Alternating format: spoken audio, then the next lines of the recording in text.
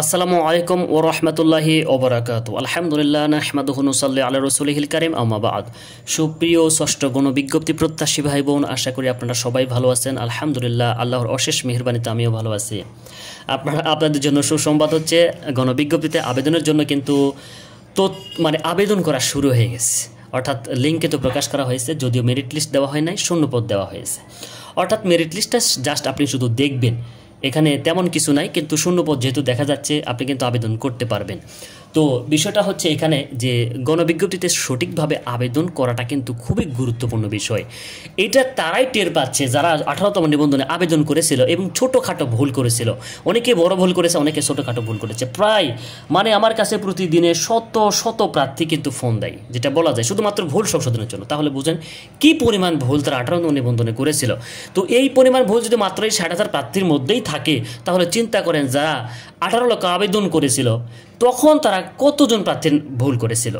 তো এই যে প্রার্থীর ভুল করা, এটা কিন্তু খুবই একটা গুরুত্বপূর্ণ বিষয়। আপনার যদিও 18তম নিবন্ধনে ভুল করার কারণে আপনি সংশোধনের একটা সুযোগ পাচ্ছেন, কিন্তু গণবিজ্ঞপ্তিতে আবেদনের জন্য ভুল করলে কিন্তু আপনার এখানে আর সংশোধনের কোনো সুযোগ নাই।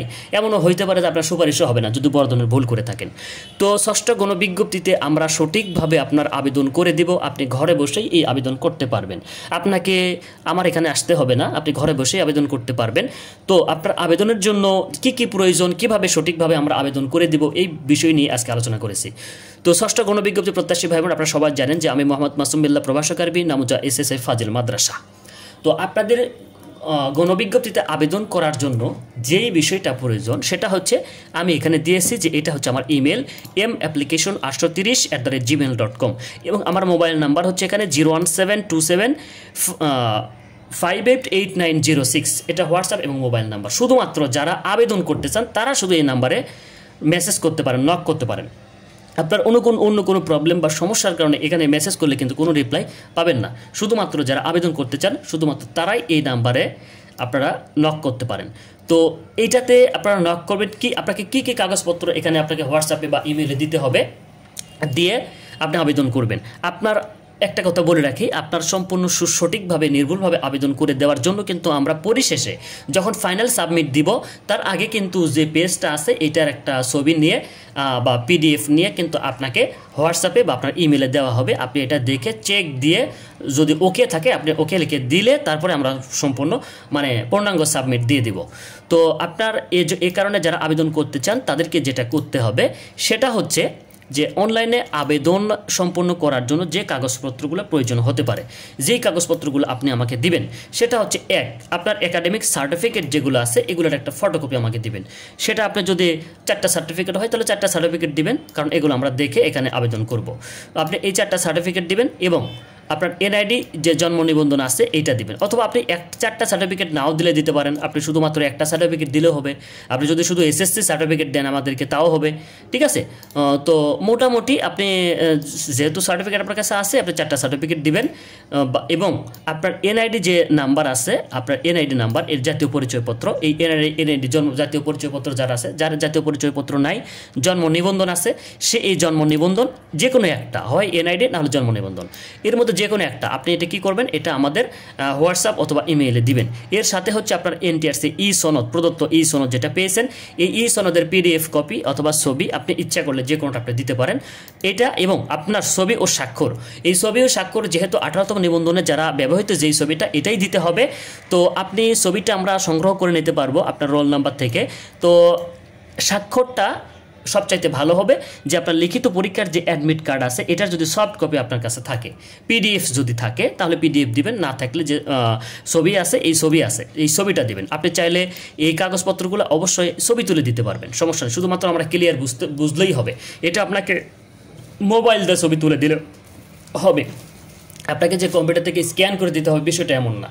আপনার কাছে মোবাইল থাকলে ছবি তুলে দিবেন যাতে আমরা এগুলো বুঝতে পারি, কিন্তু অস্পষ্ট দিবেন না, যেগুলো ছবি বোঝা যাচ্ছে না, লেখা বোঝা যাচ্ছে না, এগুলো দিবেন না। আপনি চাইলে স্ক্যান করে আমাদেরকে দিতে পারেন অথবা আপনি ছবি তুলে দিতে পারেন মোবাইলে।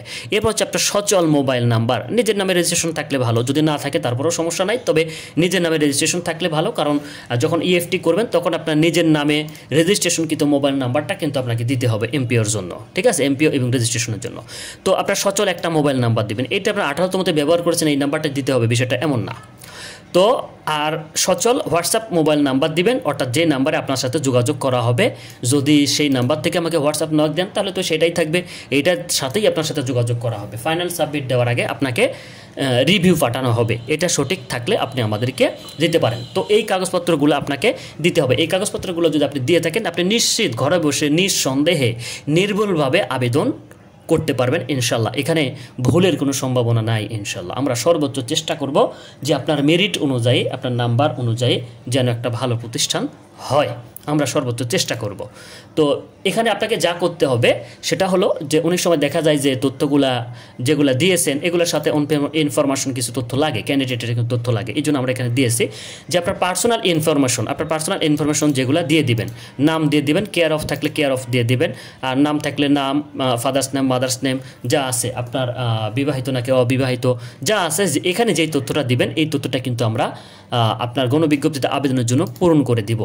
এটা আপনি তথ্যগুলো দিয়ে দিবেন, এটা আপনি একটা খাতায় লিখে নিয়ে এই তথ্যগুলো দিতে পারেন, অথবা আপনি মোবাইলে হোয়াটসঅ্যাপে এই যদি চান আমি এটা দিয়ে দেবো আপনাদেরকে, হোয়াটসঅ্যাপে এটা আমি দিয়ে দেবো, আপনারা এই অনুযায়ী ওখানে হোয়াটসঅ্যাপে আপনারা আপনার ঠিকানা দিতে মানে তথ্যগুলো দিতে পারেন। সবচেয়ে ভালো হয় যদি হোয়াটসঅ্যাপে দেন, তাহলে সেটাই ভালো হয় লেখার চাইতে।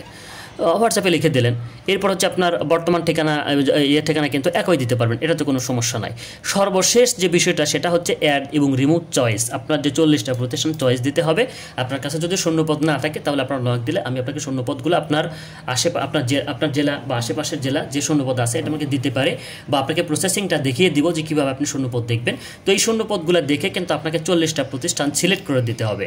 আপনি 40টা প্রতিষ্ঠান চয়েস দিয়ে দিবেন, কারণ আপনার প্রতিষ্ঠান আপনি কোনটাতে যোগদান করবেন কোনটাতে করবেন না এটা তো আমরা ঠিক করে দিতে পারবো না, ঠিক আছে?